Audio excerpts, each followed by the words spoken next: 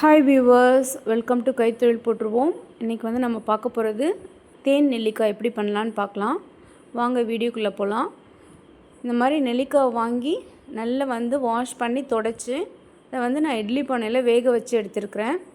இந்த மாதிரி வேக வச்சு எடுத்ததுக்கப்புறம் அது உள்ள சீடெல்லாம் வந்து ரிமூவ் பண்ணிவிடுங்க.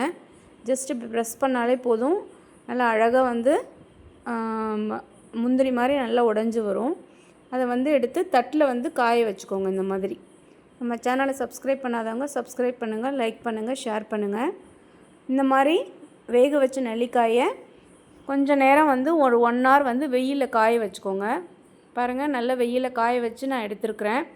அப்படியே ஈரத்தோடு போட்டிங்கன்னா தேன் வந்து வீணாக போயிடும் கொஞ்சம் நாளில்.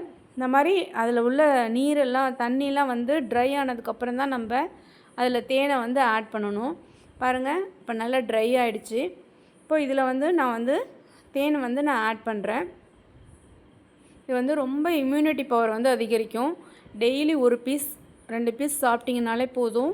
குழந்தைங்கள்லேருந்து பெரியவங்க வரைக்கும் எல்லாருக்கும் கொடுக்கலாம். இது வந்து ஜீரண சக்தியை வந்து அதிகரிக்கும்.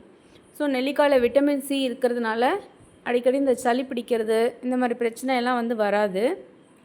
ஸோ நீங்கள் வந்து இதை வந்து ஒன்ஸ் நெல்லிக்காய் கிடைக்கும்போது இந்த மாதிரி போட்டு வச்சுக்கிட்டிங்கன்னா இது வந்து வருஷத்துக்கு எதுவுமே ஆகாது, வெளியிலே வைக்கலாம்.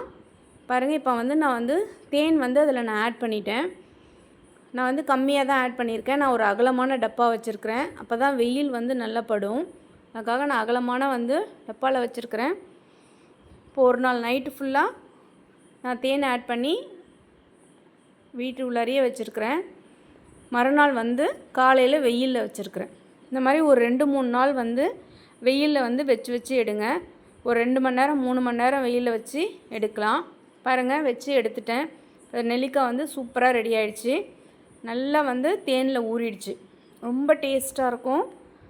குழந்தைங்க எல்லாருமே விரும்பி சாப்பிடுவாங்க. நீங்களும் இந்த மாதிரி ட்ரை பண்ணி பாருங்கள். நம்ம சேனலை சப்ஸ்கிரைப் பண்ணுங்கள், லைக் பண்ணுங்கள், ஷேர் பண்ணுங்கள். தேங்க்யூ.